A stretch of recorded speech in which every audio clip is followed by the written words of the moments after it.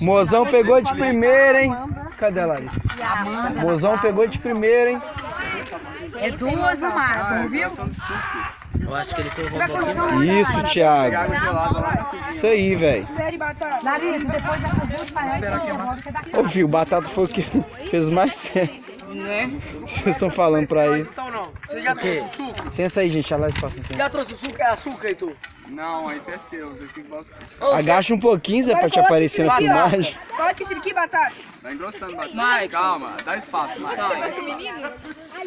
Eu falei, ô Batata, abaixa um pouquinho pra aparecer você na filmagem.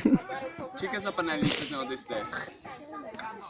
Boa, menino. Esther, essa panelinha era sua? Que nojo. Deixa ela perto de você. Grossa mais, potei.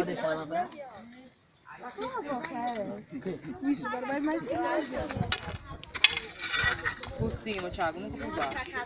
Esse pouco subindo, não vai abafar. Deixa eu queimar isso, não vai abafar. Ô Arthur, guarda a panela de miojo pra noite. É lógico, né? Esperar o batata, Heitor. Taxicidade. Foi sem querer, Fraga, eu entendi errado Ei! a coisa. Daquele grosso ali. Mas não é porque eu sou lerdo. Vamos subir lá na barraca. Também.